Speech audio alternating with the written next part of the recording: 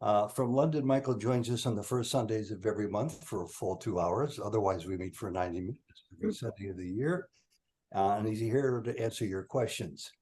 And it always goes fast. If you're watching us on YouTube as a recording, you're welcome to watch us live and in person.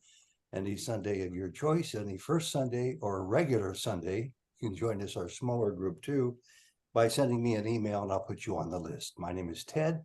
Email address is newsguy55@aol.com, NEWSG55@aol.com.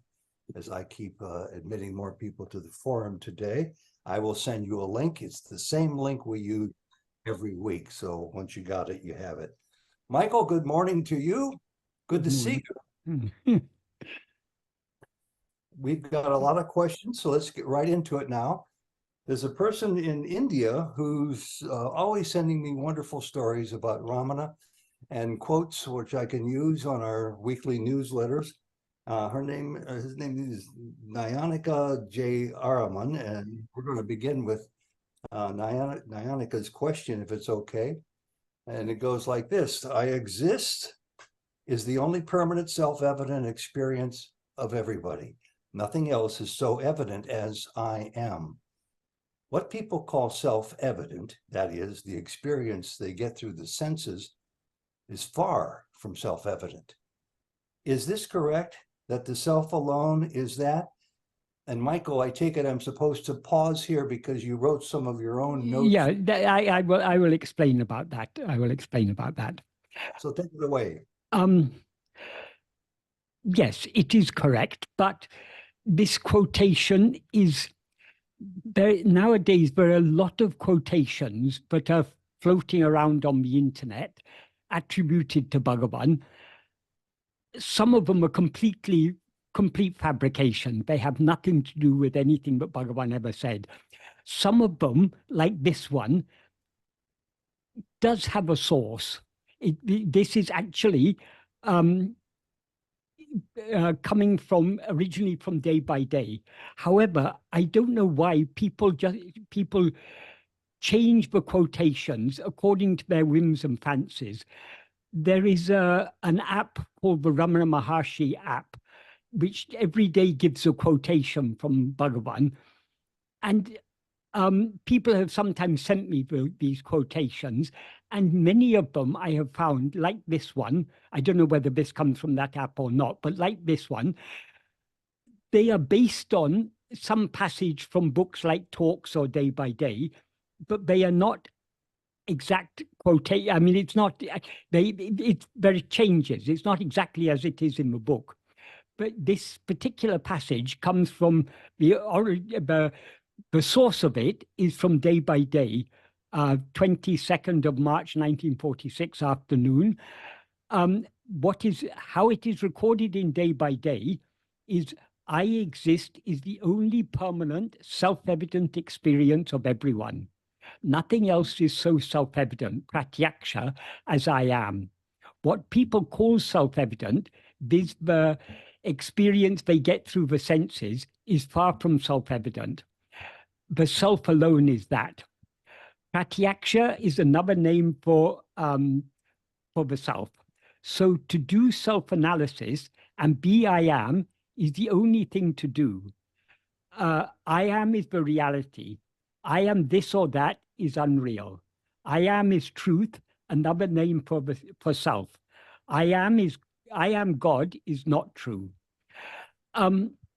This is how it's recorded in Day by Day. So what Nayanika has quoted here, I don't know where she got it from, but it seems to be based on this, but it's not. It's not given exactly as it is in Day by Day. If people want to quote from books like Day by Day and Talks, though Day by Day and Talks are not exact, the exact words of Bhagavan, because Bhagavan was speaking in Tamil. These people who recorded these books, this Devaraj Mudliar recorded Day by Day, they recorded what they had understood from memory. That is, if you listen to a conversation, you won't be able to write down verbatim afterwards exactly what was said. You'll write down what you understood of what was said and what you remember of what you understood.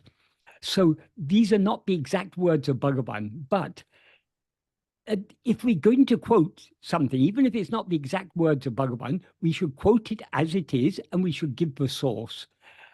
So these people who keep on giving quotations from Bhagavan without the source, but turn out to be not exactly as it was recorded in the original books, are just doing a disservice to people. But I mean, the gist of what is recorded in Day by Day is conveyed in what Nayaka has passed on to Ted. As I say, where she got it from, I don't know, but I suspect it would have been some online source. But coming to the substance of what is said, I'll discuss what is actually recorded in Day by Day.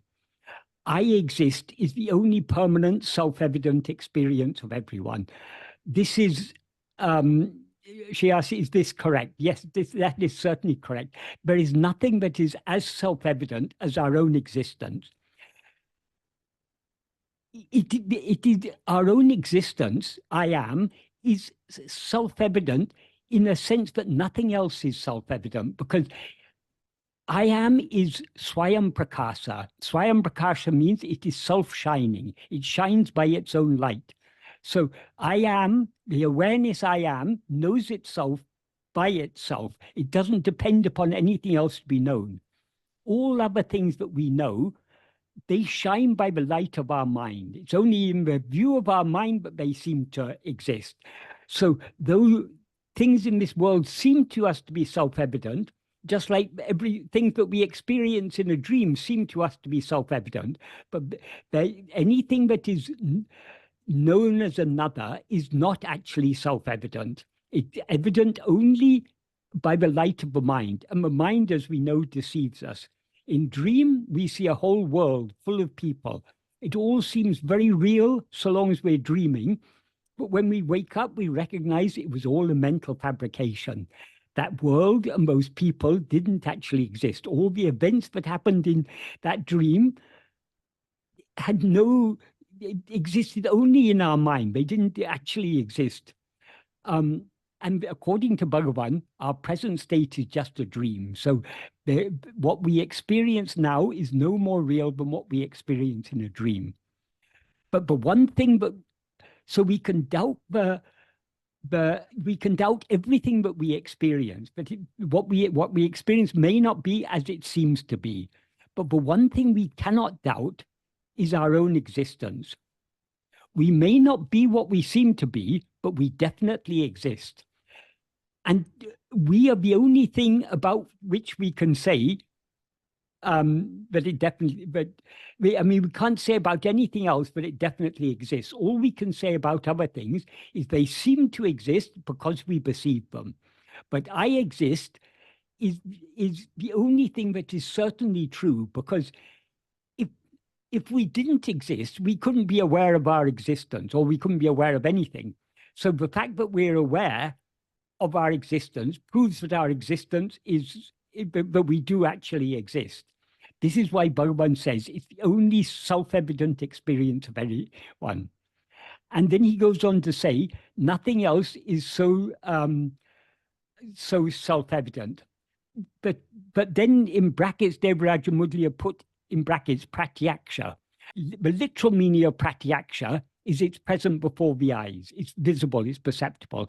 So it's often used in the sense of what is directly experienced, and what is therefore definitely true. So the one thing that is definitely true is I am. So pratyaksha doesn't actually mean self-evident, but it implies self-evident.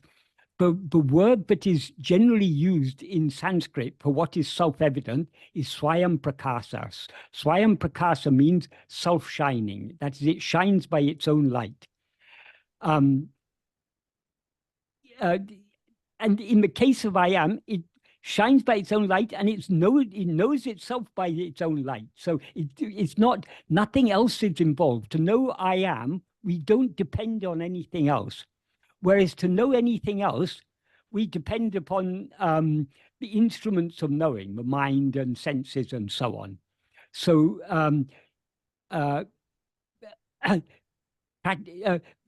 as I say, pratyaksha literally means present before the eyes, but it, by implication, it therefore means what is clear, distinct, or directly, immediately known. So it's it's not entirely clear what words Bhagavan may have been using in the original Tamil, because Devaraja Mudli is using the word self-evident. He also used the word pratyaksha. But the implication is clear. But this alone is what is, I am alone is what is self-shining. That's the way Bhagavan would usually express it. And then he goes on to say, or what is recorded is, Bhagavan went on to say, what people call self-evident, but I think the word he would use in this context is pratyaksha. What people call pratyaksha, namely the experience they get through the senses, is far from self-evident. The self alone is that. Pratyaksha is another name for the self. So I don't think this is exactly how Bhagavan would have expressed it, but it's more or less conveying the right idea. But then he goes on, so to do self-analysis and be I am is the only thing to do. This, I don't know what term Bhagavan used for self-analysis, but I think this is a mistranslation. I think what he's talking about here is doing self-investigation, to investigate ourselves. And investigating ourselves is not analysis. Analysis is a mental process, whereas self-investigation is, we are not analyzing, we are turning our attention within to see what we actually are. So I think rather than self-analysis, it should be self-investigation or self-inquiry, and to be I am. That is by investigating ourselves, by attending to ourselves, we as ego subside, and thereby we remain as I am, as we actually are, that is. That's the only thing to do, Bhagavan says, yes. I am is the reality. I am this or that is unreal. I am is truth, another name for self. I am God is not true. Why does he say I am God is not true? This may seem strange, because surely Bhagavan's an Advaitin, so surely Bhagavan says I am God. But what he means, what he's saying here is, our true identity is only I am. We are nothing other than I am. That's why Bhagavan often used to use the term nan or aham, which means I am I, because we are nothing other than I. To say I am this or I am that is not true. That is, I cannot be anything other than itself. So even to say I am God is not true in this sense, but what is shining within us as I am is God. But if we make it into a sentence as I am God, I am Brahman, you've got two things there. You've got an I and you've got Brahman. But the actual experience is only one. There is no God or no Brahman other than I am. But to think I am God is not true, because it's I am, as Bhagavan often said, I am this or that is ego. The truth is only the pure I am, without any adjunct, without any, without any adjunct, without any upadhi. If we say I am God, that's making God into an upadhi, into some identification. In order to know God, we don't need to know I am God. All we need to know is I am, because there's no God other than I am.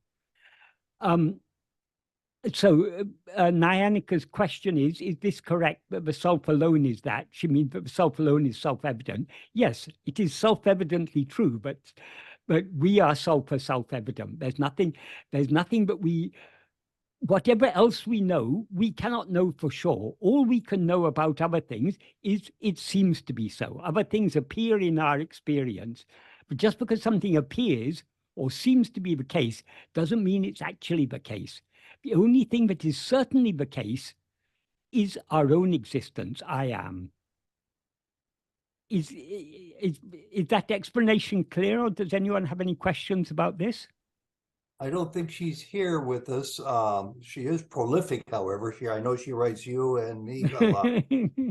I have a quick question about this. It's Yeah. just a very simple question.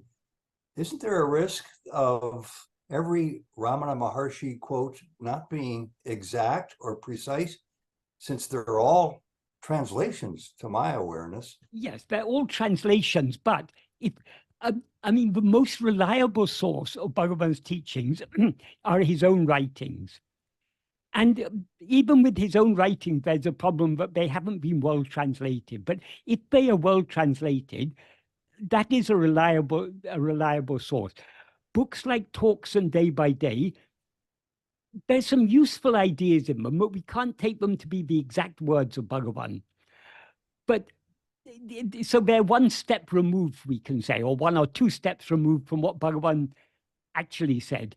But when people just start quoting things off the top of their head or changing quotations, it's getting further and further away from what Bhagavan actually said. So if we're to be true to Bhagavan, we should try to represent his teachings as clearly as possible. If we're paraphrasing, we should say we're paraphrasing. If we are quoting something, we should say from where we're quoting it. But there's so many things on the internet nowadays where people say, oh, Ramana Maharshi said this, Ramana Maharshi said that. Where is it recorded that he said that? Often if you investigate, it's not recorded anywhere. And a lot of the things that people attribute to Bhagavan are actually misrepresenting him, because they're not at all what he taught. They're not even in accordance with what he taught. Very good. Thank you. We do have a question on this topic. I think Robert's got it with his hand up there in the corner. Yeah, thanks, Michael. You used the word Spurana Prakasha. Is that right? Swayam Prakasha. Swayam means oneself. Swayam Prakasha means shining by one's own light. Self-shining. And when I looked it up, the Sanskrit was dark-hued, dark bluish Swayam. And then, right, the Prakasa was the shining. But my little thing said dark. I'm wondering, is there some sort of idea of shining out of the darkness? Or no. I'm just looking at Sanskrit here. Dark-hued, deep bluish black. No, it's got Swayam nothing means, okay. Swayam means, that is, it's spelled S-V-A-Y-A-M. Thank you. S-V-A-Y-A-M. Thank you. One other thing. One of the discussions we had just recently, somebody said it's all energy. And I remember reading something that you wrote a while back, at least I read it a while back, and you said, I don't like Spurana, or this idea of that eye shining. Sometimes the term Spurana is used. Is it Spurana? Yes. You said, no, we don't want anything like that, vibration, throbbing. It means shining. Otherwise, there's this sense of otherness. Could you clarify, please? Yeah, anything that throbs or vibrates is a phenomenon. Right. So it's obviously not ourself. That is the word Spurana. It's a Sanskrit word. It comes from a word it's a noun derived from the verb spur. Spur means to shine. So anything that makes itself known is a Spurana. So, for example, the Spurana of the heart is the beating of the heart. I mean, I'm talking about the Spurana of the physical heart. Or anything that is flashing, that is a type of Spurana. But that's obviously not what Bhagavan means when he uses the term Spurana. He talks about Aham Spurana. When he talks about Aham Spurana, he's talking about the shining of eye. And the sense in which he uses it, Spurana also often means it means making anything that makes itself known is a Spurana. So when we turn our attention within, the more we attend to ourselves, the more clearly we become aware of ourselves as just the pure I am. That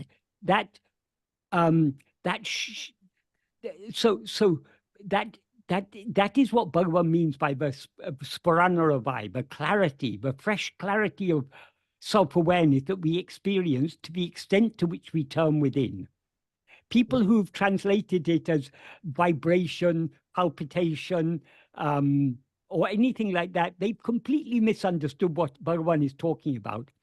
We ourselves can never be, that is vibration, palpitation, sparkling. These are all objective phenomena. When Bhagavan uses the term shining, he's using it. Obviously, it's in a metaphorical sense. Like awareness is always shining. That doesn't mean it's like a physical light. It means it's always making itself known. It knows itself by its own light of awareness. That is because this subject is extremely subtle and non-objective. Language, words are inadequate tools for expressing it. So Bhagavan often talks metaphorically to point to that which is beyond language. Because we can't adequately express language is a tool we have developed for talking about experience, talking about phenomena. But we can't, language fails when we try to talk about that which is the reality underlying the experiencer of all phenomena, which is the subject of interest, because that is what we actually are. You spell that word sparana once again, not sparana, but the first word of the two words. Swayam Prakasa, S-V-A-Y-A-M. Thank you. Thank you. Swayam basically means self, oneself, yourself, myself, itself. It depends on the context. Thank you. Swayam is also often used as an adverb in the sense of spontaneously. If something shines spontaneously, but in the case of Swayam Prakasa, it means it's shining by its own light. It is self-shining. Thank you. Michael, thank you also for admonishing us about the phrase, I am God. I was taught by Sai Baba a very long time ago, simply to repeat, I am God, I am God, I am no different from God. Your clarification seems logical to me. And along the path, I've come to the point, my wife first went through the book called A Course in Miracles, where there must be 1,000 references to God. She crossed out each and every one of them and replaced it with the word love. The word God is toxic by Western or global standards because of the way it's, not the way it's used, but the way it's misused by many people, I would suggest. Oh God, what has he done wrong? Yeah, yes, people, but what is toxic is not God himself, but people's idea of God. Any idea of God is wrong, because God is that which transcends the mind. It is the reality that underlies the mind. There's no such thing as God other than I am. That is the ultimate reality of God. God is what is shining in us as I am. Once we know that, we should, that is, in the Upanishads it said, Tattvamasi, you are that. Aham Brahmasmi, I am Brahman. I am Atma Brahman. This very self is Brahman. Prajnanam Brahman. Awareness is Brahman. What are all these points? What's the aim of all these Mahavakyas? Till now, we've been looking for God or Brahman or whatever it is we're looking for, happiness, knowledge. We're looking for it outside ourselves. But the purpose of the Mahavakyas is to turn our attention back to ourselves. That Brahman that you are looking for outside, that God you are looking for outside, you yourself are that. If we understand this correctly, we should stop looking for God outside ourselves. We should turn our attention back within, because if I am God, then I can leave the word God aside and hold on to I am, because I am is what we know directly. So long as we use the word God, God seems to be something other than ourselves. But God can never be something other than ourselves. If God is something other than ourselves, then we're reducing him to an object. Whereas he is the reality underlying the subject. Objects depend upon for their existence upon the subject in whose view they seem to exist. So God cannot be an object. He cannot be something other than ourselves. He can only be the reality underlying ourselves. So to find God, we have to look within. As Jesus said, they will say, look here, look there. But I say, look, see, the kingdom of God is within you. In other words, he's saying, stop looking outside, look within. Thank you for that clarification. Marty's got a question for you. Hi, Michael. Thank you for Hi. being here today. This I've been thinking along something similar to what you've been talking about, and I wanted to see if this is a correct perception. Is when I think of me being God, I know there's phrases that I've read years ago, like I am one with God, and any of these concepts have to do with life in the body. And that if I were to look at this like Ramana's description of life being a movie on a screen, the characters on the screen are never aware of the screen. There are no characters. They don't exist to begin with. Yeah. And so that's, to me, that would be comparable to not acknowledging the body as even existing, as the self doesn't acknowledge the body, and even, you know, being aware that the body is producing these words and all that stuff. It's still a sense of any description we're trying to do is being tied to life in the body to begin with. And the sidebar to this question is I don't know that I even asked a question there, but the sidebar would be this self-evident awareness of who I am plays into this movie screen description, because it's like any concept I have of my existence comes from ego. It doesn't come from outside this body. It comes from ego. Yes. And so how can it be self-evident? It may be self-evident to the self, but the self isn't aware of anything other than the self, so that question doesn't apply. And to me, it's more of a pointer saying you're tied up in the body again. So I don't know if I need clarification in what I'm thinking or what I'm doing. Okay. Bhagavan distinguished ego from what we actually are. What we actually are is the pure I am, pure existence, pure awareness. Ego is that same pure I am mixed and conflated with adjuncts. So ego is that which is aware of itself as I am Marty. But within that ego is the reality I am. So we need to the whole aim of self-investigation is to separate ourselves from what we identify with by holding on to what we actually are. So I am means I exist. Our existence is self-evident. We don't need, it's not a concept. We don't need to form a concept. As soon as we form a concept of I am, then it's something other than what we actually are, because concepts appear and disappear. But what the word I am refers to is to our existence, which is self-evident. The one thing we cannot, you can reasonably doubt. But who is it self-evident to? It's self-evident to you. To me is Marty. No, that is where you go wrong. You are not Marty. Exactly, that's my point. That is, we need to stop thinking in terms of two I's, the real I am and this Marty I am. There's only one I. When that I is mixed and conflated with Marty, as I am Marty, that is ego. Our aim is But even when you're aware of yourself as I am Marty, you don't cease to be aware I am.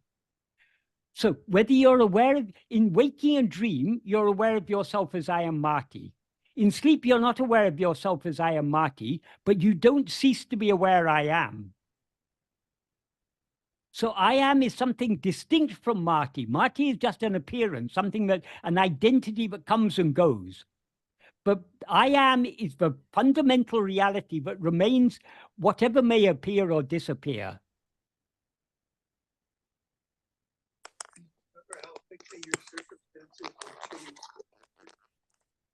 Could you say I am I and I am Marty is ego? No. Do you see what I'm getting at? I am Marty You know, is do ego. you see what I'm saying? No, I don't see what you're saying. I am Okay. I is not because ego. it's the dualism There's element of ego. The dualistic attitude of ego is because it has the real self, but at the same time, the ego is touching onto the jada aspect, grabbing it and identifying with it, and therefore that is the error of ego. Yes. But you said I am I. Right, but the I am I is the Swayam Prakasa chit element. Yes, exactly. Yes, sorry. I thought you were saying Sorry, I sorry, am I. yeah. No, I was just ego. trying to phrase it in a slightly different way, just to so that you know it's tricky with the ego. It's always dualism. Ego is the root of all duality. Only when we rise as ego, we project and take ourselves to be a body, and consequently we're aware of other things. Then what is the basic duality is subject-object. And this duality comes into existence only when we rise as ego. Whenever we rise as ego, we always are aware of ourselves as a subject and other things as objects. But though we are the subject, as ego, we always identify ourselves with a particular set of objects, namely this person we take ourselves to be. And that's the big mistake, is just taking ourselves to be real. Taking our body, the body person to be real. That's the mistake. Well, taking it to be I is taking it to be real, because what is actually real is only I. So long as we are aware of this body as ourself, as I, this body inevitably seems to us to be real, because I is real. So what we need to do is to separate ourselves, to separate I from everything with which it is now identified. The I without any identification, the pure I, is what is real. And that is what is self-shining, self-evident. So doesn't it come down to a case of which word you'll use, which words? I could say, I am an American named Ted. I am Ted. And I can also say in the same breath, I am I. And there's only one I am. Yes, but there's a difference between those two statements are fundamentally different statements, because when you say I am an American called Ted, you're identifying yourself with an object. Yes. Whereas when you say I am I, you're identifying yourself with yourself. But I do think that's the root. Identity means sameness. So we can only be identical with ourselves. We cannot be identical with anything other than ourselves. So our true identity, I am, is our existence. I is our true identity. That is, we are nothing other than our existence. So when somebody asks you, who are you? And I say, I am Ted from Coronado, or I could say, I am I. Wouldn't that be just pure chaos? I mean, it's again, no, these... if you say I am I, that's when you're communicating with someone else, there you've already got two there. Yeah. You've got yourself and that other person. So long as we're looking outwards, we are the person we seem to be for all practical purposes. So there are some sadhus who will not refer to themselves as I. They'll only refer to themselves as this. but that's just a show. In the normal, we all understand what we mean by I and you and everything. It's convention of language. So when we are communicating with others, if someone asks you who you are, yes, you're Ted. I mean that's for outward purposes, that is our identity. But what we are doing is inwardly questioning: am I actually Ted? Am I actually Michael? Am I actually Marty? Doesn't the difficulty exist in finitely trying to express the infinite? Yes, definitely. The language is always inadequate. That is why Bhagavan said, the true teaching is silence. Why then, if true teaching is silence, why did Bhagavan give us teachings in words? Because Bhagavan's words are all pointing our attention back within. And only when we look deep within ourselves will we find the silence that Bhagavan is talking about, the silence of our own being. So language will always be inadequate. We cannot. Language is a tool just for talking about objective experiences. So we're identifying the convention as the real, and that is ego. That's the mistake. Well, no, the mistake is the identification. The convention comes after Right. that. That is, ego comes first, and then convention. So we can't blame convention. Okay, right. That's right. Like some people say, absolutely, yeah. We've been conditioned to think of ourselves as a person. No, right, exactly. We haven't been conditioned to think of ourselves as a person. We may be conditioned in so many ways, but we're conditioned because we take ourselves to be a person. But first mistake, or we're bathing ourselves in conditioning. Yeah. Our own conditioning of ego. Yeah, but the first mistake we make is rising as ego and consequently taking ourselves to be a person. And if I'm this person, then this person was born in such and such a country, so I'm such and such. I'm English, I'm French, I'm German, I'm Indian, I'm Chinese, I'm African, I'm Kenyan, I'm Brazilian, I'm this or that. All these identifications come because we identify with the body. I'm a Christian, I'm a Muslim, I'm a Hindu, I'm a Sikh, I'm a Jain, I'm a Confucianist, I'm a Taoist. All this is identification. It all comes back to this root identification. I am this body. It was back in 1989, Michael, when I first learned one of the most valuable lessons from the book, A Course in Miracles, attempting to bring non-duality west. And it was, you begin this course first by forgetting everything you have ever learned. And I laughed at that, of course, because I thought it was stupid until I no longer thought it was stupid. Because the beginning goes on for what, 78 years in my case, and it's hard to get beyond the words taught. Yeah. Let's go to question number 2 now. You ready? Bhagavan used to sometimes say, in this path, it's not a matter of learning, it's a matter of unlearning. Exactly. And I still work at that with fair success only. Yeah. But if we want to put an end, if we want to unlearn everything, the root of all that we have learned is this first thing, this ego that rises as I am this body. So if we manage to unravel that knot, everything is unraveled. Great. You ready for number 2 question? Yes. And Stuart's here, so I'm glad he's going to be able to hear your answer to it. He says, Michael, from Viladu Narpadu, verse 31, what is the meaning and significance of the word Tanaya Ananda?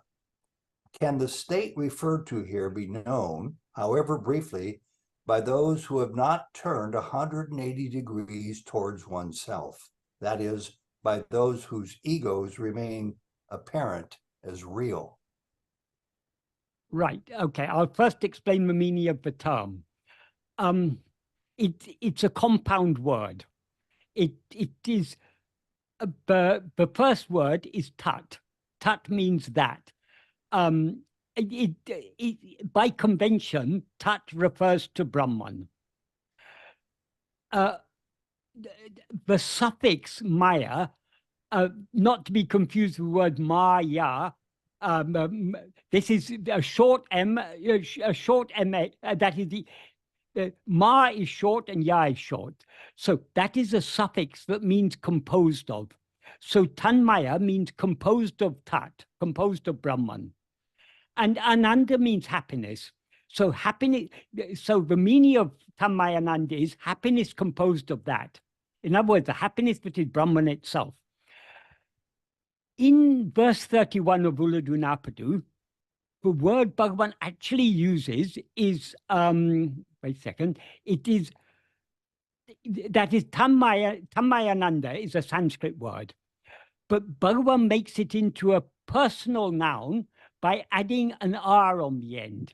The R of the, usually, if you want to turn a neuter noun into a personal noun, for example, Arunachalam is a neuter name of Arunachala. If you want to make it into a personal name, it's Arunachalan. So Bhagavan in Tamil is Bhagavan's name in Tamil is Ramanan. So that N is the personal ending. If you end it with R, that is an honorific plural. So Tanmayananda means those who are Tanmayananda. And he says, for those who are Tanmayananda. So the implication is, but when we know ourselves as we actually are, we remain as that happiness which is composed of Brahman. So we are that. So Tanmayananda means those who are Tanmayananda. But as I said, though it's plural, it's an honorific plural. So we shouldn't take it as a literal plural. It's an honorific plural. So he said the term he uses is Tanmayananda Ku. That means for those who are Tanmayananda. And then he said that Tanmayananda, he begins the verse, Tanai Aritu Arunda Tanmayanandaraku, which means for those who are Tanmayananda, which rose destroying oneself. That is, when that Tanmayananda rises, when it shines forth, it will destroy ourself. That means it will destroy ego. So for those who are Tanmayananda, which rose destroying themselves, enne uladu ondrum iaku. What one thing exists for doing. In other words, there's nothing to, when you're in that state, there's nothing for you to do. You just have to be. I mean, that state is a state of being, so it's beyond all doing. And then he goes on to say, Tanne aladu anyum ondru arya. They do not know anything other than themselves. So though he says they, again, we have to understand this is a singular they. It's not a plural they. It's just used in an honorific sense. So what he's saying here is that the jnani doesn't know anything other than itself, because we can't even say of a jnani himself, herself. It's because himself and herself refers to the body. But as Bhagavan often used to say, jnana me jnani. Jnana alone is the jnani. So this is talking about the jnani, who is jnana itself. That's why he says, those who are Tanmayananda, it's not that they're experiencing that happiness that is composed of Brahman. They are that happiness. That happiness is what they actually are. So he said, they do not know anything other than themselves. Therefore isn't there, but implied. Therefore, who can understand who can know or understand their state as it is such? So what Bhagavan is saying here is that for the jnani, the jnani doesn't do anything. because all action is for body, speech, and mind. But Vijnani is completely separated from body, speech, and mind. So for Vijnani, there's no doing. Vijnani isn't doing anything. Vijnani also isn't knowing anything other than itself. So how can we who know other things know understand or adequately grasp the state of one in whose view there is nothing other than themselves? Is that a clear explanation of the verse, Stuart? Then I'll answer the other part of your question. I think this must be an issue of duality, because in this group there are two Stuarts, and this one talking is not the one who asked the question. So. Okay. Well, that's fine. That's fine then. Then Stuart went on to ask, can the state referred to here be known, however briefly, by those who have not turned 180 degrees towards oneself? That is, by those whose ego remains apparent as real. That is, this state, this Tanaya is what shines in all of us as I am. But so long as we rise as ego, though we always know I am, we know ourselves as I am this person, I am this body. So though we don't cease to be, we never cease to be aware I am, the real nature of I am is obscured by this false identification. In other words, we know that I am, we don't know what I am. So long as we rise as ego, we cannot know ourselves as we actually are, because as soon as we know ourselves as we actually are, we thereby cease to be ego. In other words, ego is a false awareness of ourselves. As soon as we become aware of ourselves as we actually are, we cease to be ego. If you look at the snake carefully enough, you see it's a rope. As soon as you see it's a rope, the snake is obliterated. There's no snake there at all. In fact, not only did the snake cease to exist, you clearly see there never was a snake there. Likewise with knowing ourselves. When we know ourselves as we actually are, not only will ego cease to exist, we will know clearly there never was such a thing as ego, because what we actually are is eternal and immutable.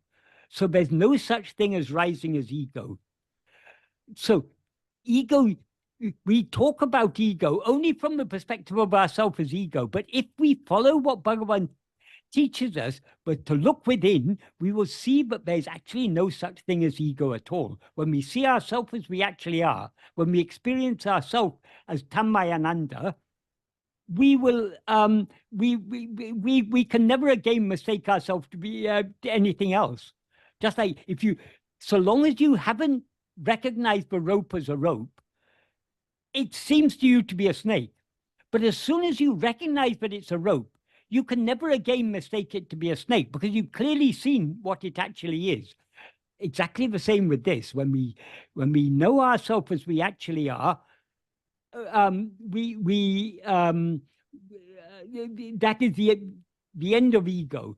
So there's no, as ego, we can never know ourselves as we actually are. But though we can never know ourselves as we actually are, as ego, we need to try to know ourselves as we actually are, because as soon as we know ourselves as we actually are, we will thereby cease to be ego and remain as we always actually are.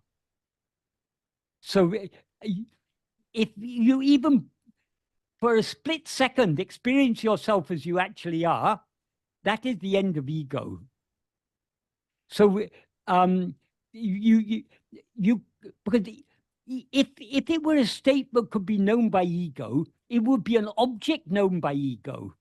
But ego, obviously that state cannot be, it's the reality of ego. It can't be an object known by ego. When ego knows its own reality, it ceases to be ego and remains as its reality. Is that a clear answer to that question? I know Stuart isn't here, but for everyone else, is it clear? Here. Anybody else have a comment or a question about that thought?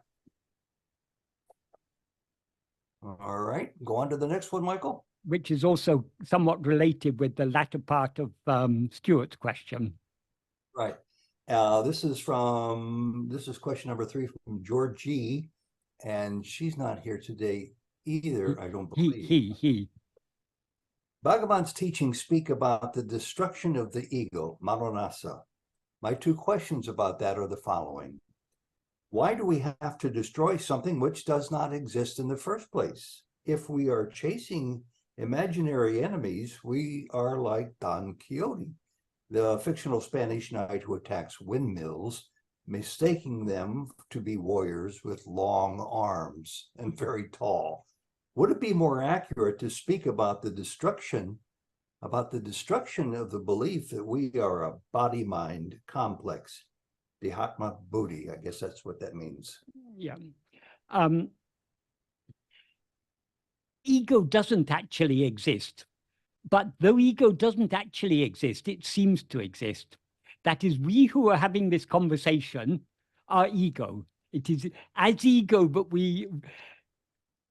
so long as we're aware of anything other than ourselves, we who are aware of those other things are ego.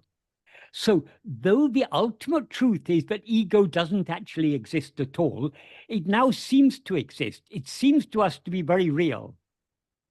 So though ego doesn't actually exist, because it seems to exist, we need to investigate it to find out what it actually is. When we investigate ourselves keenly enough, we thereby experience ourselves as we actually are. That is what is called the destruction of ego. But as I said, when ego is destroyed, it's not like there was an ego in the past and now it's been destroyed. Ego is destroyed by our seeing, but it never existed in the first place. So how do we see that ego never existed in the first place? Only by seeing ourselves as we always actually are. In other words, by seeing ourselves as Tanaya Ananda. If someone asked this question, why do we have to destroy something that doesn't exist? No, you don't have to destroy ego if you're happy with your present condition. You don't have to destroy anything. But the fact is, none of us are happy with our present condition. We are all dissatisfaction is the very nature of ego. So we are all dissatisfied. The mistake we all generally make is because we are dissatisfied, we think something is lacking in ourselves, it seems to us. So we are always trying to achieve satisfaction or happiness from things other than ourselves. So long as we seek satisfaction in anything other than ourselves, we are going to be disappointed because nothing other than ourselves can satisfy us. So nobody is compelling anyone to destroy ego. If you want to continue living this ego life, chasing imaginary castles in the sky or whatever, that's fine. Regarding the analogy George G. used of chasing imaginary enemies, this is what we're all doing. As ego, we are constantly, we are seeking, we're chasing after mirages. Or if I have a bigger car, if I have a bigger house, if I have a better car, if I have a more beautiful wife, if I have this, if I have more money, if I have more name and fame, if I have this, if I have that, I'll be happy. We are all seeking happiness in things other than ourselves. This is the state of Don Quixote. We are in a world of Don Quixote lived in a world of his own imagination. We are all living in such a world. We may not be jousting with windmills, but we are jousting with this world, seeking happiness in that in which no happiness can ever be found. We're like the dog chewing on the dry bone, thinking we can get some nice tasty blood from the bone, but whatever blood is there on the bone is completely dry. It's not got an atom of blood remaining in it. But because the dog is chewing on the bone is an old dry bone, so it splinters. It causes so many wounds in the dog's mouth. So the dog's own blood it sees on the bone and thinks, oh, nothing on earth equals this bone. we are like that. We are the happiness that exists within us. We are seeking outside ourselves. So what Bhagavan advises us to do is to turn within to know what we actually are, because what we actually are alone is infinite satisfaction, infinite happiness. And in the course of, in order to know what we actually are, we must be willing to give up this false identification, which is called ego. That is, as ego, we always identify ourselves as something other than what we actually are. So when we know ourselves as we actually are, ego is thereby destroyed. So why do we want to destroy? Ego doesn't actually exist, but because it seems to exist, it causes us all this trouble. Who is the one who is dissatisfied? Who is the one who is unhappy? Who is the one who is never getting what they, never getting the satisfaction they're seeking, who is suffering in so many ways? It is only ego. But if we investigate the reality of ego and know what we actually are, we will thereby we will thereby see ourselves as we actually are. That is, when seeing ourselves as we actually are is the destruction of ego. So that's the answer to the first question. The second question, would it not be more accurate to speak about the destruction of the belief that we are a body-mind complex? Ego is not just a belief. Ego is that which believes. In fact, more than believes. It's actually our experience. It's not just a belief. I actually experience myself as this body and mind. This is my actual experience. That is the nature of ego. So merely getting rid of a belief is not what we are trying to do. The ego is far more than a belief. Ego is that way. Everything that is believed only by ourselves as ego. But as ego, we actually experience ourselves as this body-mind. It's not a real experience. It's a false experience, and it's an illusory experience. But I actually experience myself. I am this body. I am sitting here. I am talking. I am thinking. What shall I say next? So on and so forth. So this is my actual experience. I'm wholly identified with this body and mind. That is the nature of ego. So it's far more than a belief. But Dehatma Buddhi, Deha means body, Atma means oneself. Buddhi means, Buddhi has a range of meanings. In this context, it means the concept, or more accurately, the experience that the body is oneself. So Dehatma Buddhi is this false awareness, this false experience, I am this body. And that is far more than a belief. So that is what needs to be destroyed. If we're just trying to destroy some belief that we may have, we remain there. The one who has that belief remains. We're not trying to just remove false beliefs. Of course, we need to remove all our false beliefs, but we can get rid of all false beliefs only by getting rid of the believer. The believer is ego. So I hope that adequately answers that question of George G. I think he's not here today, but I hope that's an adequate answer to his question. Follow-up question on this, or a comment to make.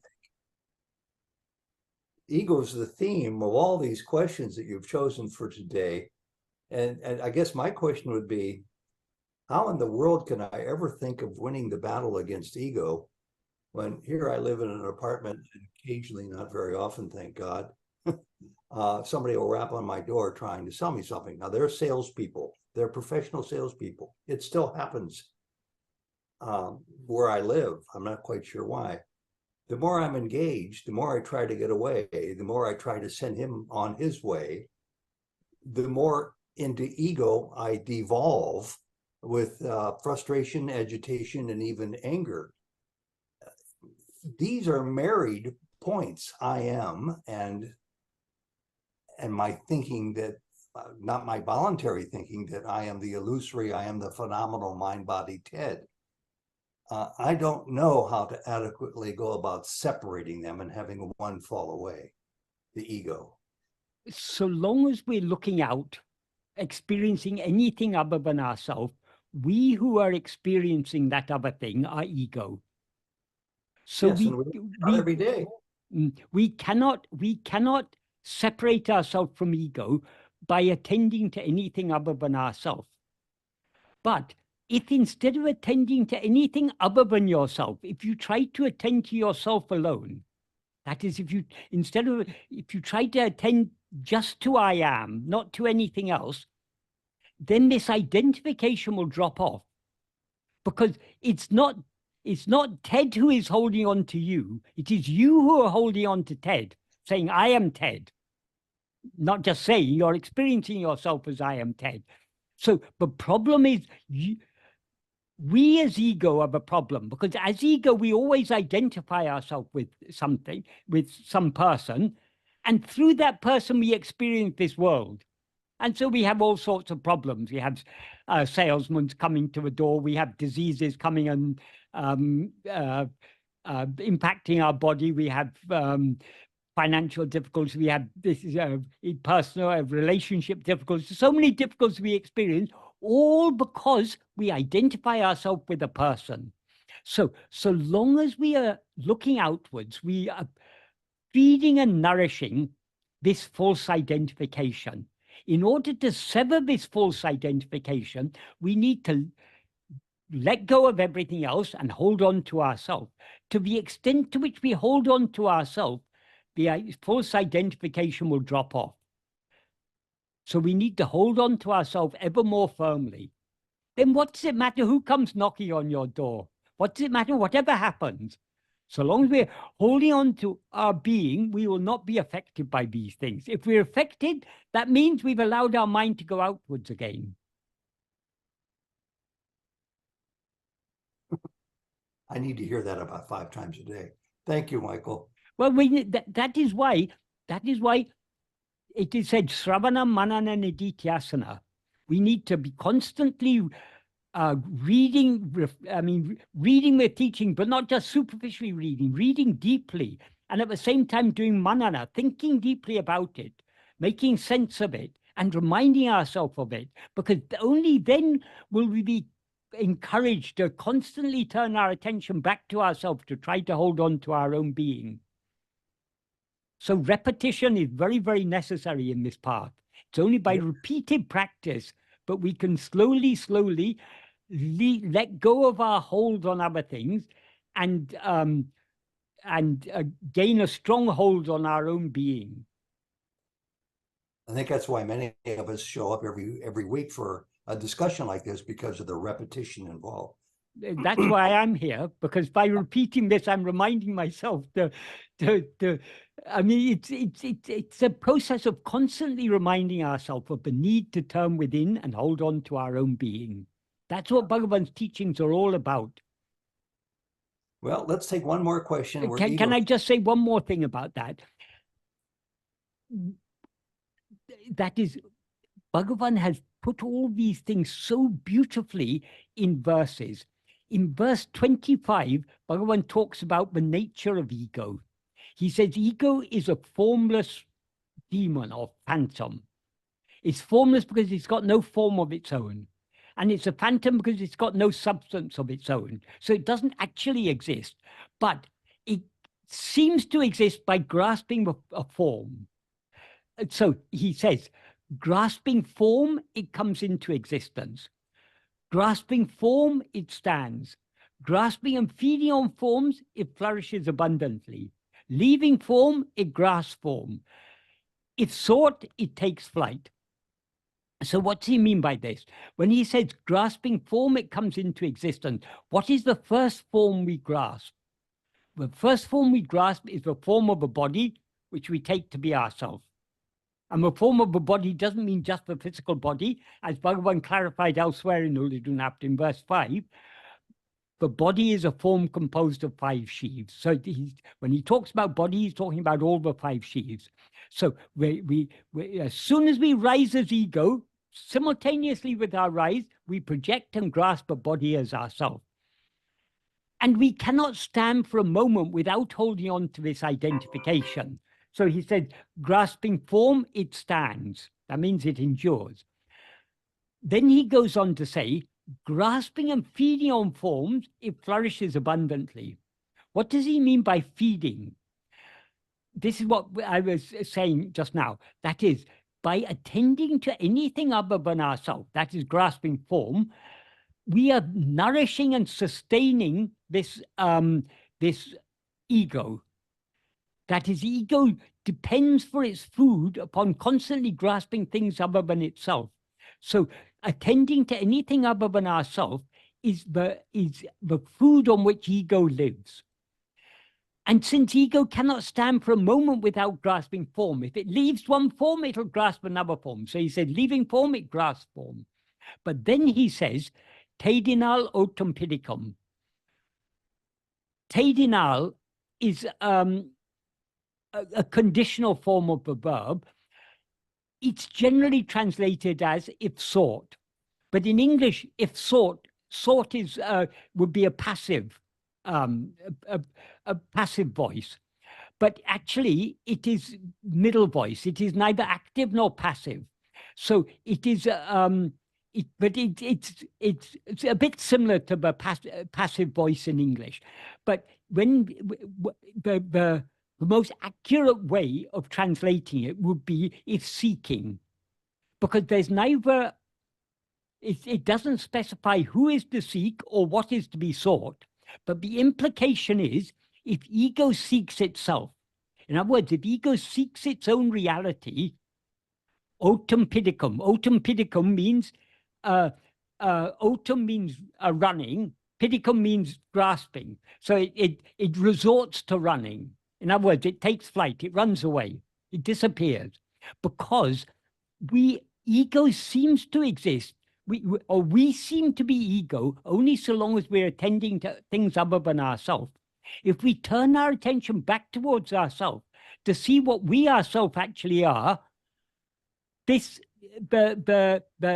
identification, the things that we are grasping drop off, and ego thereby subsides.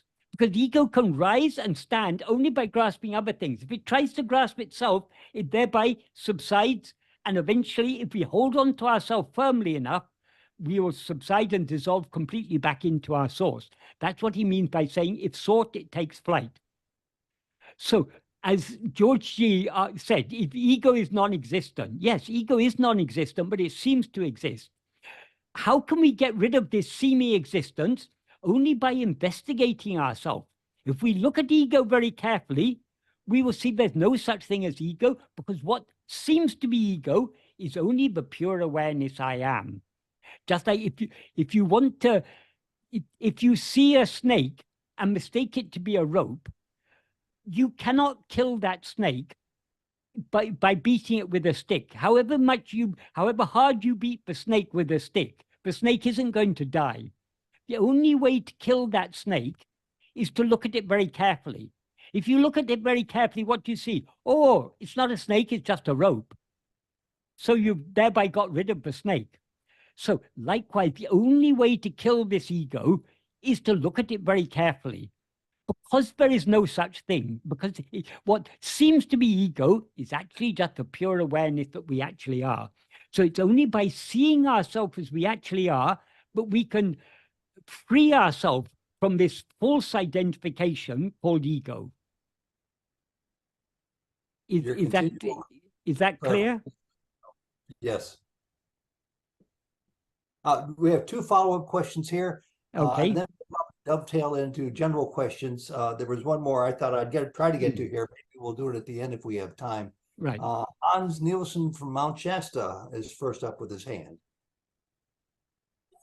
I'm thinking when I'm sitting in the sofa and doing self-attention, and there is a feeling that it's done by some intensity for a very short while, and there is a wholeness of that beingness for a certain time. Then comes in other thoughts, but still the beingness is there, and it's very simple.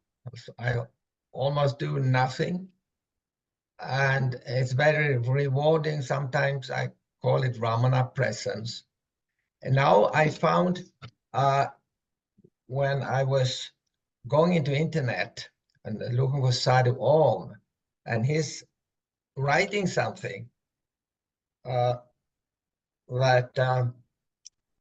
I opened my eyes, because it was some kind of descriptions of what I experienced. And it's taken from The Essence of Sadhana by Sadhu Om.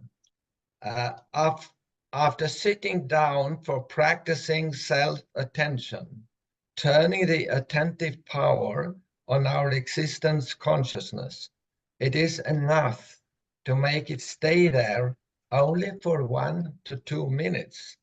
Then, when the attentive power slips away from self-attention, after staying for a while, after relaxing the effort, we can just be without doing anything, either with or without closing the eyes.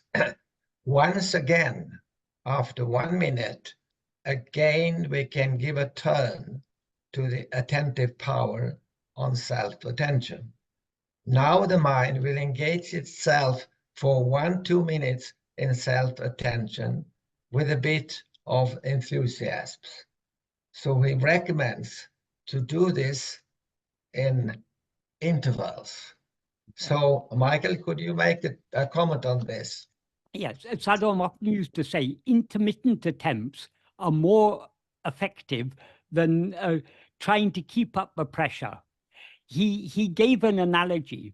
If you have a pressure scale, supposing that you've got a pressure scale, you have to press your thumb on it. If you press your thumb hard, the indicator will go up. So it shows you're pressing hard. But if you try to keep up that pressure, you won't be able to sustain that pressure. Slowly, slowly, it'll start coming down. If instead you relax for a moment, and then with a fresh press, it'll go up high again. So the intermittent attempts are often more effective than trying to persist, trying to hold on for a long time. But this is a very good piece of advice, but we also need to understand that is our aim is to be self-attentive as much as possible. So much of our day-to-day life, we're engaged in other activities. Even while engaged in other activities, we should at least try to hold on to what Sadhu used to describe, and Bhagavan also used to describe, as a tenuous current of self-attentiveness. That is, we need to at least have that remembrance, what Bhagavan refers to as Swarupa Smarana, that self-remembrance need to be there in the background, so to speak, whatever else we may be doing. So we shouldn't completely let go of ourselves at any time. But when we're trying to go deeper within, then the intermittent attempts will be more effective. That is the point Sadhu was making there. Is that clear to you? Very much. Thank you so much, yeah. Michael. Yes, yes, clear.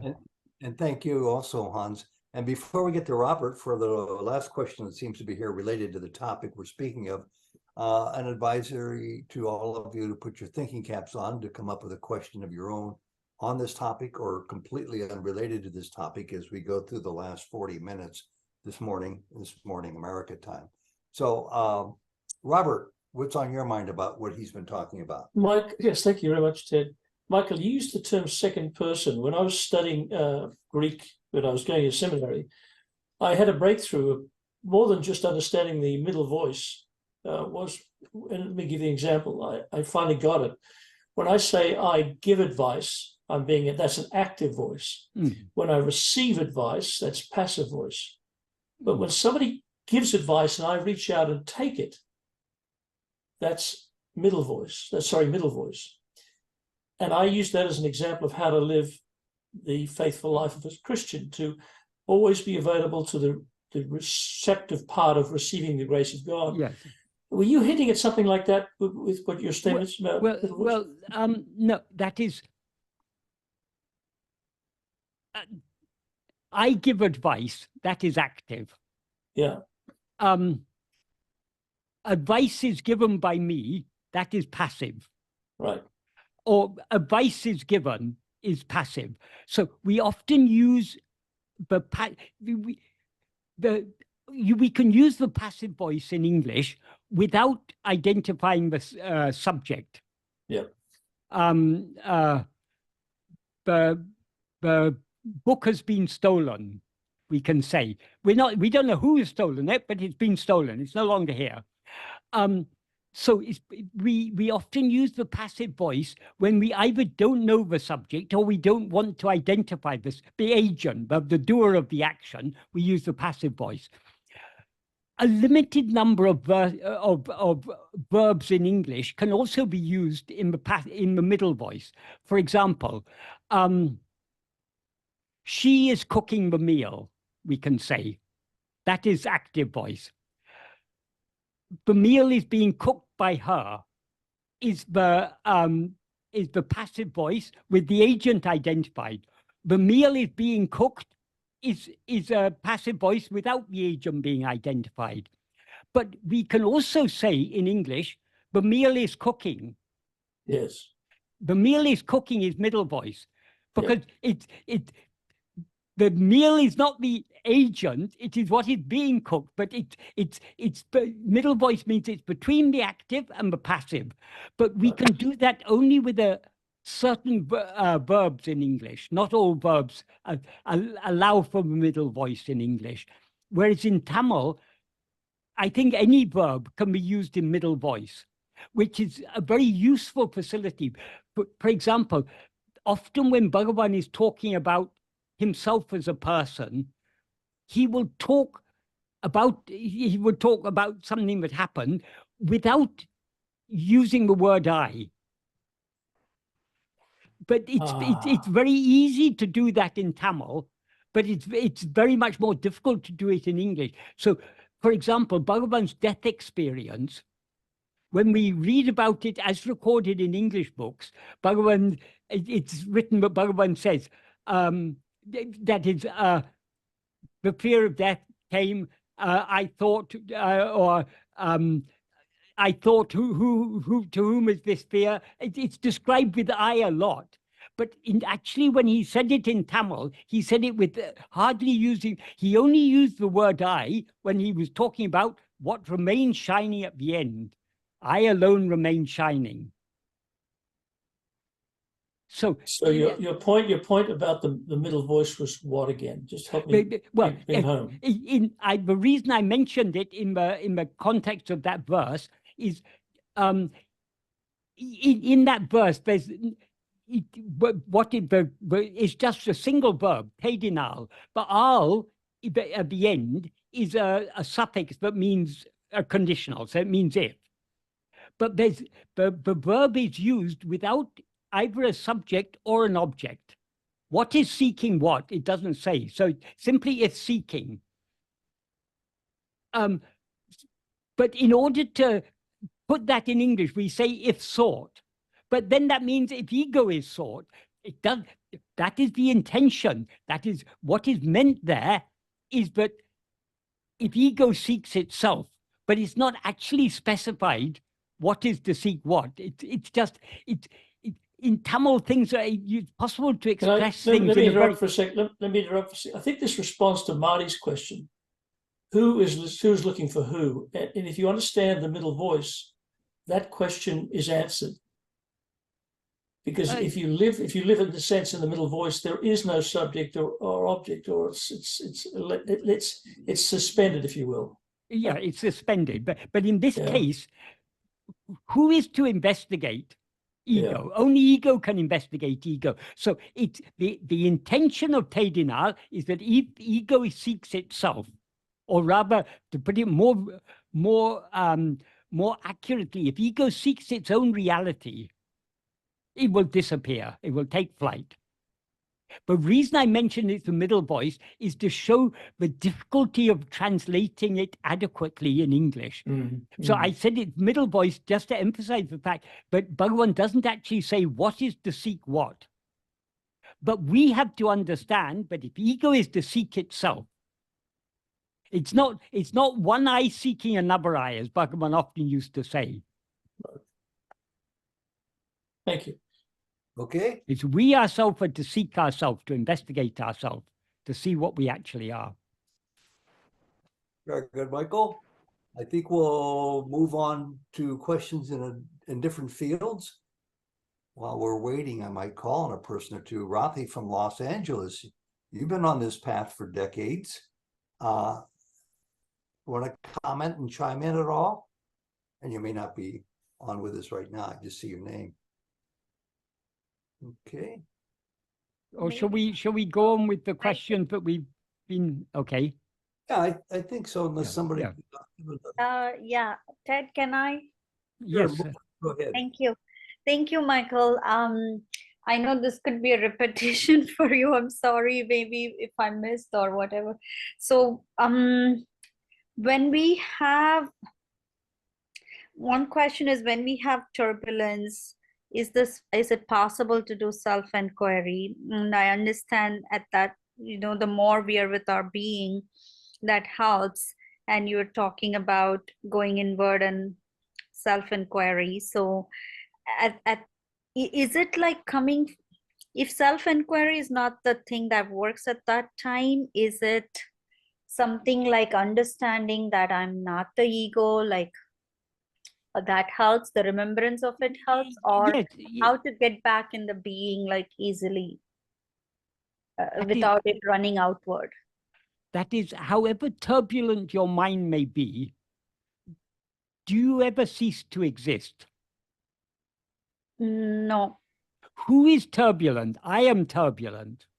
Who is experiencing turbulence? I am. So let the turbulence be. We're not concerned about the turbulence. That is the nature of mind. Sometimes it's a little bit calmer. Sometimes it's a little bit more turbulent. Let's not be concerned about the mind. What is constant is our own being, I am. So let us try to hold on to the I am, and let the turbulence take care of itself. If you hold on to I am, the turbulence will automatically subside. So holding on the way is basically realizing that it's not the real me. This is mine. This is ego. Is that what holding on is, or is there any other? Well, way? no. Holding on means we need to attend to our own being. To the extent to which we attend to our own being, our attention is thereby withdrawn from everything else. So whatever is agitating the mind or making the mind turbulent, we are withdrawing our attention from that, and therefore the turbulence will automatically subside. Okay. So the whole aim in self-investigation is attending to ourself. Self-investigation is nothing but attending to ourselves. So it doesn't matter whatever appears, whether it's a turbulent state of mind or a calm, peaceful state of mind, whether a miserable state of mind or a happy state of mind, doesn't matter. To whom did this state of mind appear?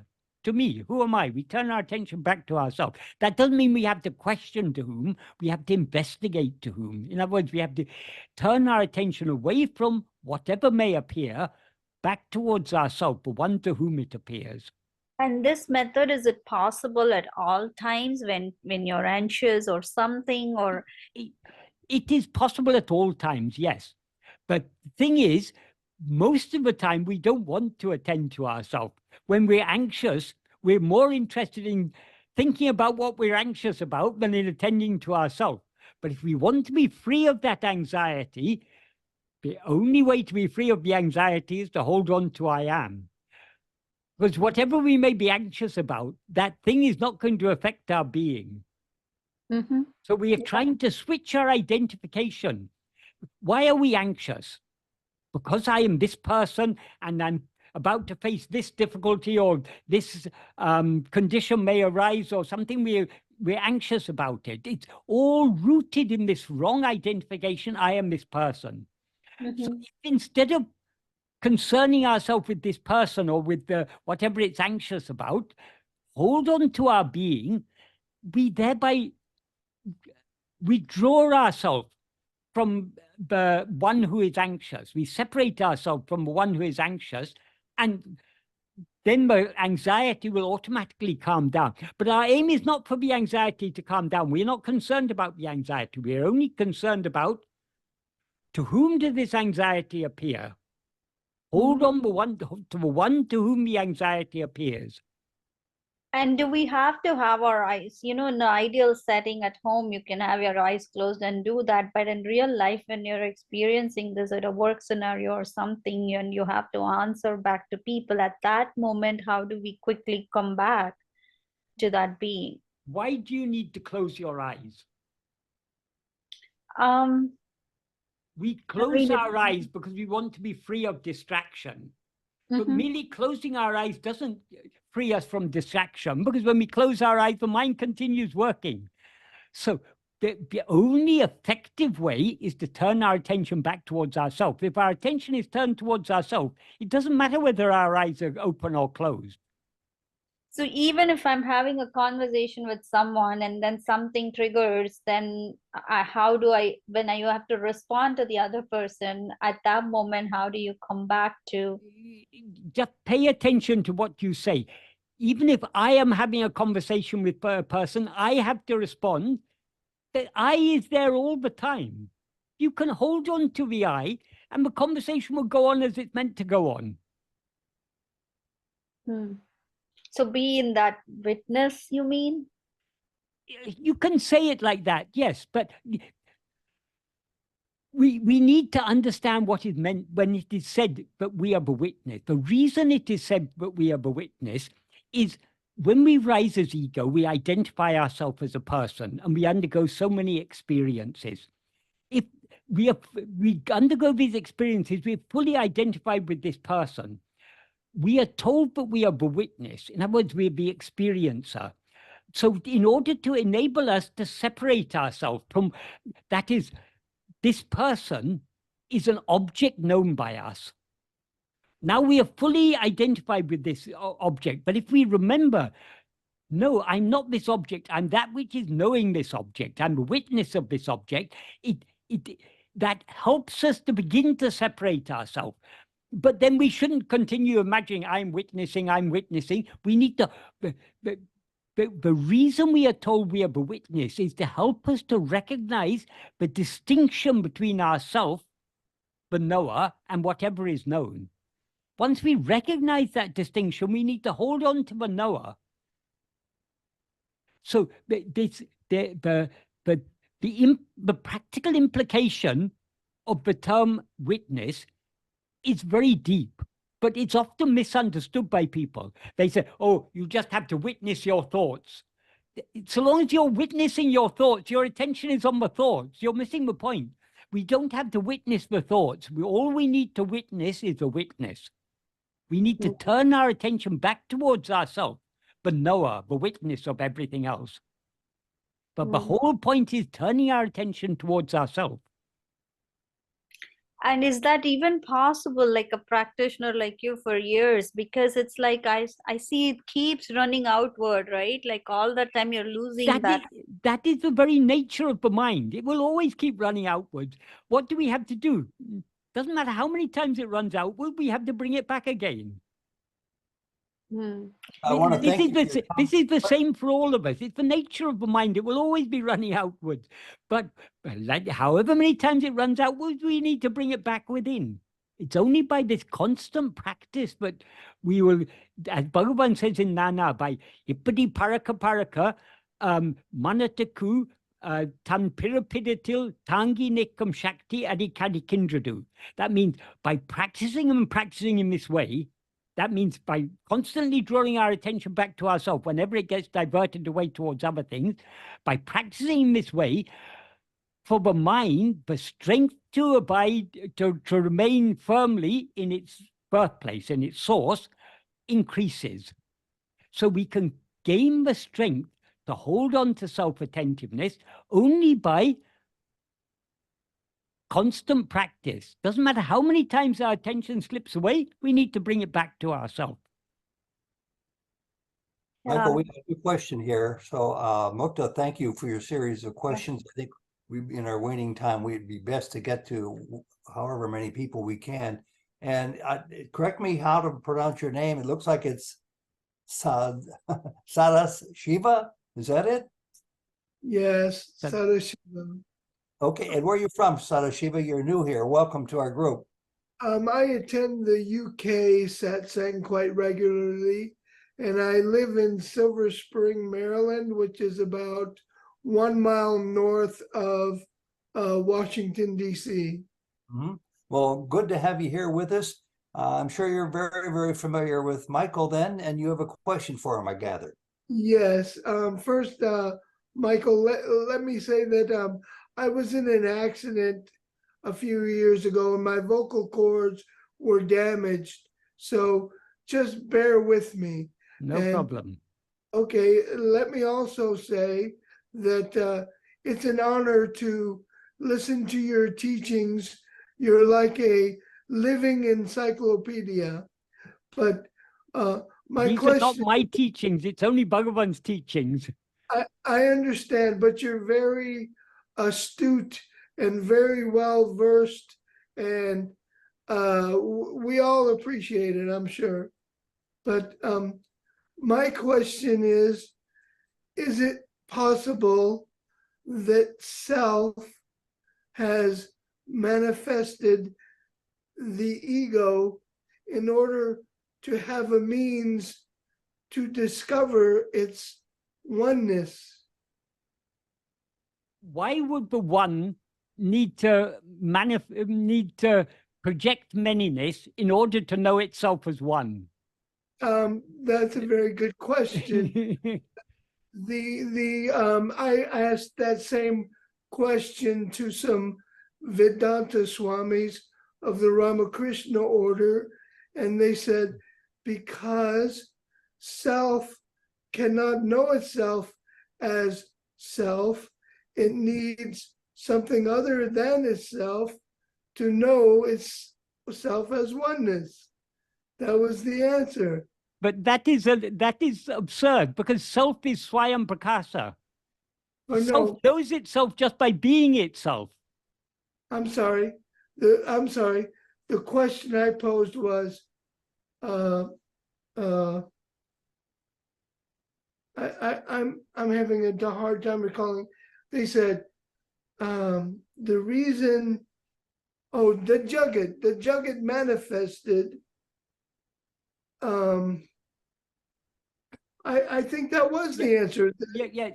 And I've heard this answer many times. This is a very common answer. This is many Advaitins give this answer. Yes, But that yes. is, but we need to understand there are many different levels of explanation given within Advaita. Advaita is, though Advaita means not two, it's also not one, in the sense that there are so many different understandings of Advaita. Everyone understands Advaita in their own way. So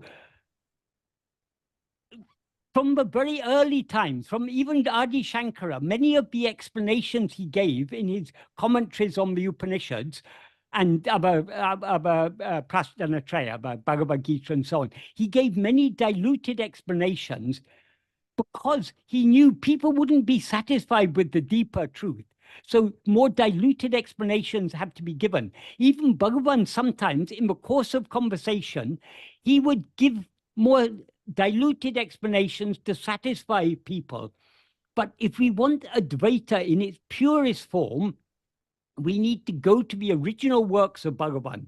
In works like Uladu Napadu, Nana, Upadesha Undiya, Atma-vichara, Arunachala Stuti Panchakam, and so on, he's giving us Advaita in its very purest and most practical form.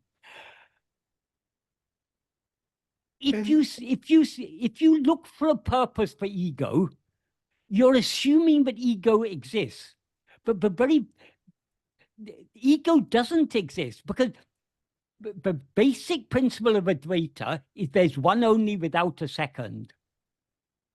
Since there's one only without a second, multiplicity is just an appearance. And multiplicity, since it's an appearance to, in all Advaita, everyone will say, yes, everything is, it's all an appearance. But Bhagavan goes one step further. He says, to whom does it appear? We need to investigate ourselves, the one to whom it appears. It appears to us only when we rise as ego. Because does the world appear when we're asleep? It doesn't. It appears only in waking and dream, because it appears only in the view of ourself as ego.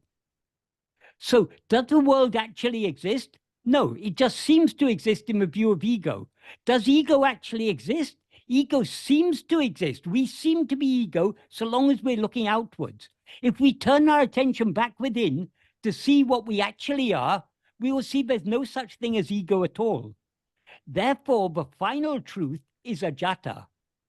There never was any ego, therefore never was any world or anything. There's what is, alone is, as it is.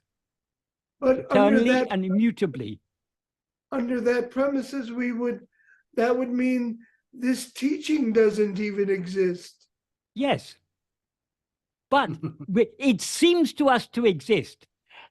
Though this teaching doesn't actually exist, it's very useful so long as we're aware of the seeming existence of things other than ourselves.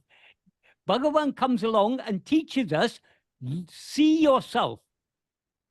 If we follow what he teaches us and turn our attention back towards ourselves, we will see that we as ego do not exist.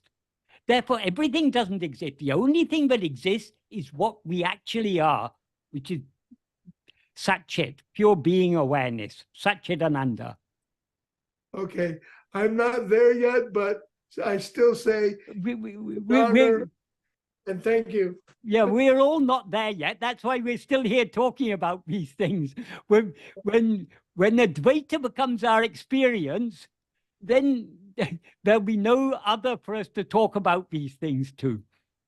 Sadashiva, thank you very much and welcome to the group. It's good to see you, and you came through crystal clear for all of us to understand every one of your words. Sadashiva is a very nice name. It means the eternal auspiciousness.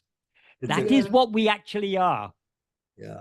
And speaking of that, as we talk about all these things surrounding the topic of ego and anxieties and frustrations and everything else that's negative that comes up in a person's mind from time to time, somewhere along the line, I picked up the idea of oversimplifying it, perhaps you will say, although for me it works. All of a sudden, popping into my mind is, nothing exists except the I am. I mean, that's obvious. You learn from day one following Ramana or the Course in Miracles or Sai Baba or whomever that nothing exists. But it has a calming effect. It's a visceral thing. And it momentarily, at least, relieves me of the pressure of whatever anxiety I was thinking, because I just simply repeat to myself, no thing exists other than the I am. And I guess you get to the point when you do that 15,000 times, you start to believe it. It's a good palliative, but it's not the final solution. Okay. The final solution is to see what actually exists. And what actually exists is only ourselves. So we need to see ourselves as the only existing thing. Then only will it become clear to us that nothing else actually exists. Until we see ourselves as we actually are, we are lumbered with the seeming existence of all these other things. Isn't that the same thing compared to what I said? No, because you're just talking about when you remember that, it's a relief. Yeah. But it's not the final solution. The final solution is not just to seek relief from all these things. The final solution is to seek who is the one to whom all these things appear. When we turn our attention back towards ourselves, we as ego subside and dissolve back into our source. And then the one that alone exists, remains as it always is, because all appearance is only to ego. So when ego dissolves, everything dissolves.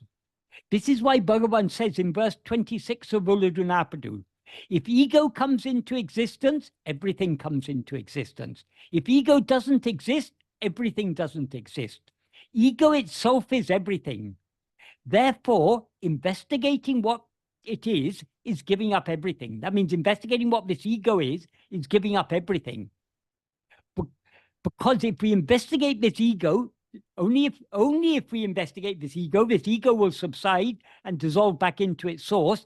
When ego dissolves, everything else dissolves along with it, because everything else exists only in the view of ego. Thank you, Michael. What I'm saying is we shouldn't be satisfied with just temporary relief from our troubles, because we get temporary relief every day when we fall asleep. But that's not a solution to our problem. We need what we all are seeking is permanent relief. And that permanent relief can be found only by looking deep within ourselves to see what we actually are. Great clarification, Michael. Thank you. In our waning minutes, let's try going to a couple of newcomers here.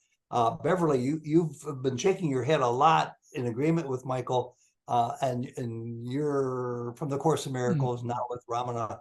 Do you have any comments or questions that you would like to pose today? And welcome again. Well, just generally the effect of listening to this kind of detailed, one-pointed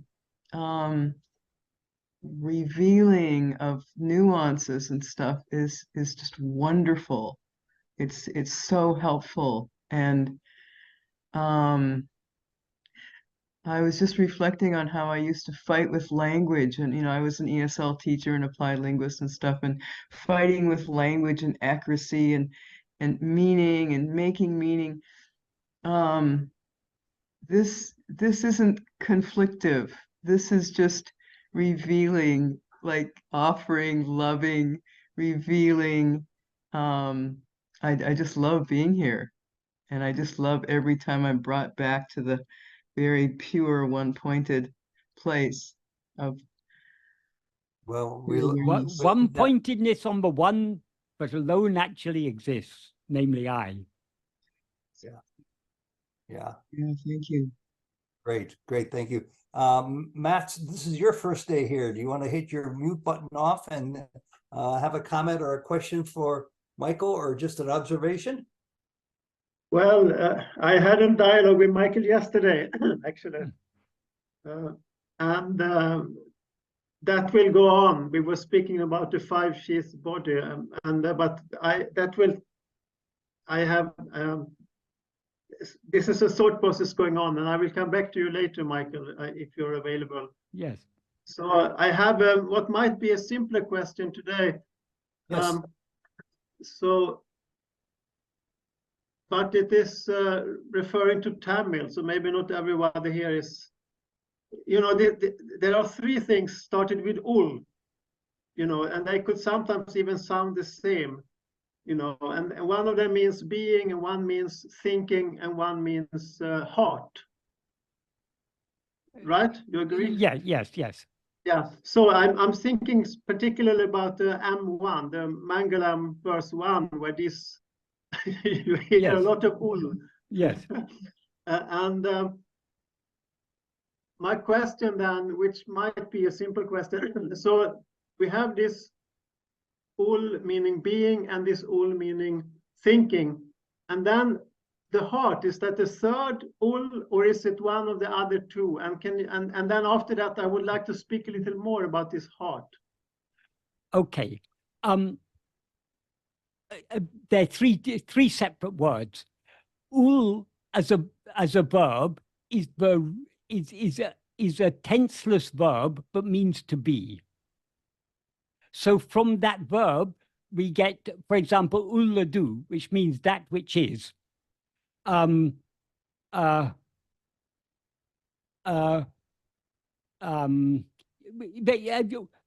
many, that is the ullapadi, as it is. He says in the answer to the rhetorical, in answer to the question he asked, he says, ullate, ullapadi, ullade, ullal. So there, the ullapadi and ullade is the verb ul, to be. There's also a verb ullu, which is to think. So that's actually the verb to be is just ul, The verb to think is ulu, but a verbal noun form of that is ullal, which is thinking. There's also an ul also means, ul as a noun means inside or home or heart.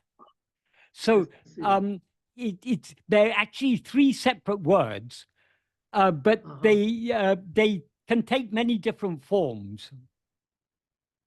Yeah, So thank you. Bhagavan is playing on that in that first verse. Yeah. He's playing a high stake game because it's about the ultimate reality. So, Yes. It's a very beautiful verse, that, and very deep in meaning. Yeah, I love it. So I want to also ask, and this is no longer mostly about the language, but because of these three things, of course, it is kind of entangled with Tamil. But anyway, this heart, when I read Ramana's teachings, like being and consciousness, those words, of course, are naturally occurring. Yes. But then and also and the two together, being, consciousness, and like such it. So I don't feel the need of a third word like heart, and often it seems it's kind of means the same anyway. So I wonder if you want to. If you have anything to say about the function of using this word heart also, what does it contribute, or whatever do you want to say about it? That is, in most languages, there's a word equivalent to heart. For example, recently one person wrote to me, the word heart means an organ in the body. So why does Bhagavan always talk about heart? Well, in English, heart doesn't just, that is one meaning of the word heart, but often we use heart to mean the center or the inside of something. The heart of the matter is this. So we often use the word heart in the sense of what is most central, or what is most inward, the innermost. So Bhagavan uses, there are many words in Tamil that mean heart, but some, like the word ullam means heart. It can also mean mind, but anything that's inside is ullam. So in some context, Bhagavan uses the word ullam in the sense of mind. In some contexts, he means it in the sense of the ultimate heart, what is innermost, which is I am. So we need to understand the words from the context, the sense in which he's using the words from the context.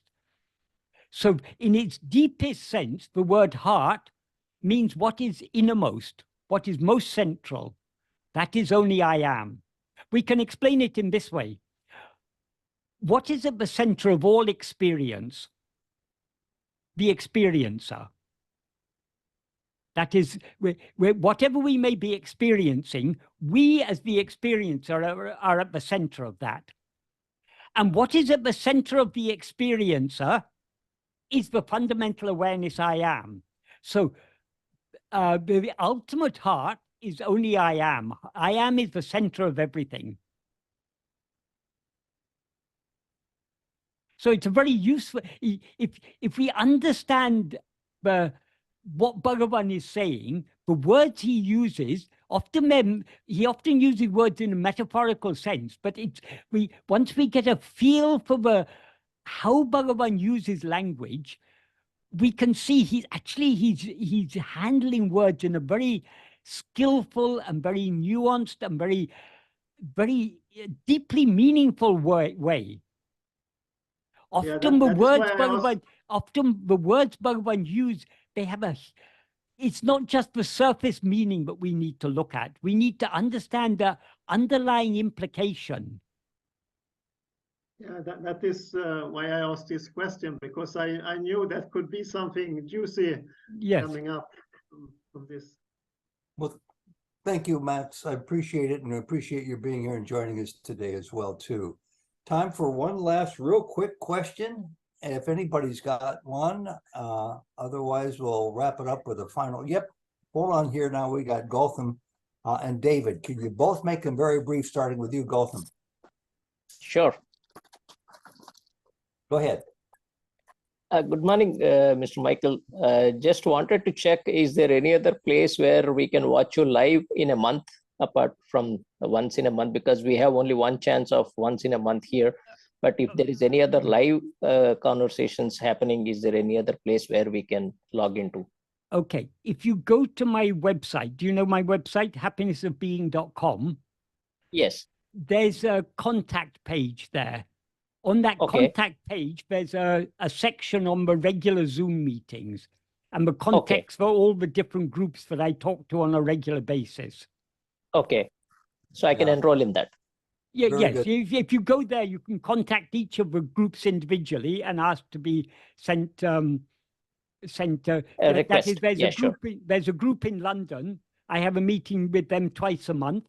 There's a group in Houston once a month, and there's a group in Delhi. Okay. Excellent question. Other people have the same idea, the same desire. Can't get enough of Michael's allowing Ramana to pass through him. I want to make sure I... Okay, right. That's okay. David. Thank you. You've been waiting 2 hours. What's your question? Michael, thank you. How can one know with 100% certainty, as Bhagavan seemed to realize at the age of 16, that I will never die?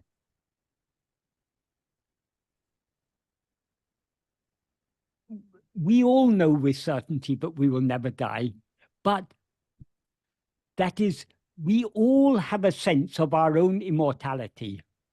That is why now our bodies are getting older. We know death is coming closer and closer and closer, but still, does our own death ever seem realistic to us? Yes, we know the body is going to die, but does it seem realistic to us that we are going to cease to exist? Bhagavan said, this sense of immortality is there in all of us. Even in the midst of a battlefield, when a soldier sees his comrades falling all around him, and though he may be feeling fear with all the danger, but somehow there's that sense, I will not die. I will not die now. I will not die now, because we know there's that deep inside ourselves, we know ourselves to be immortal, because what we actually are is immortal. But mortality is only for the body. So long as we are, identified with this body, in other words, so long as we rise as ego, we mistake ourselves to be something that is obviously mortal. So the ego is a state of confusion. The immortal is mistaken to be mortal. But what is aware is mistaken to be what is not aware. This body has no awareness, but we take this body we who are awareness take this body to be ourselves. So ego, the very nature of ego is confusion, because we are taking one thing to be another thing of a completely different nature. So the fear of death will always be there. That is, the fear of death and the sense of immortality live side by side in ego. We have fear of death, and at the same time we know ourselves to be immortal. So we're in a state of confusion. If we want to be free of this confusion, we need to remove this false identification. We need to be aware of ourselves as we actually are. When we know ourselves as we actually are, then what we actually are is eternal. It's beyond time. It's not even that it's ever existing. It's because if you say ever existing, that implies time. It's eternal in the sense of it is beyond time. And that is what we actually are. But we can know that only by investigating ourselves and experiencing ourselves, being aware of ourselves as we actually are. So the answer to all questions ultimately is the same. We need to look within and see what we actually are. And seeing what we actually are means being what we actually are. Does that adequately answer your question? You've muted yourself. I Yeah. feel like Satshiva, I'm not there. But, Well- I think, also that we are here because we're not all there. And when I heard your question, David, in myself, not in you, I don't mean to put words in your mouth. It comes from that area that still exists within the confines of whoever in the heck I am. It comes from doubt. And I thought by now all doubt would be completely eradicated. But every once in a while, when the times get tough or whatever, I find that doubt creeps back in ever so little. And I think, Oh, yeah. Yeah, for sure. I have had the experience of absolutely unqualified happiness, uncontingent happiness. I know deep in my heart that I am essentially happiness, unbounded. I know this. But of course, that also is an adjunct, just like God is an adjunct. But I have had this experience. To know with certainty something, for example, that I will never die. I can know this too, intellectually at a certain level. I know this. In my heart, I know this, but we forget. We need to go deeper and deeper into the heart. When we say we know it in our heart, that's still heart in a superficial sense. We need to go deeper and deeper into this heart. And when we penetrate into the innermost depth of the heart, there the clarity will shine, which will remove all scope for any doubt of any sort, because it will remove the illusory experience of the doubter, namely ego. and I see Mickey there holding her hand over her heart symbol as if she relates more than ever before. Michael, this has just been wonderful. David, thank you for a great question to end us on today. I hear the lunch bell ringing somewhere in some cultures around the country, and it's time for us to say goodbye. But before, Michael, maybe it's my imagination, although I don't think it is. You're always excellent when you come here. Every first Sunday of every month is exceptional. I don't know why, but today it feels like you've taken us to another level. And I'm so grateful to be here with the others to enjoy your understanding of what Ramana wants for us to know. And it comes right from Ramana through you. And I understand that with greater clarity now, too. So thank you for that. Right.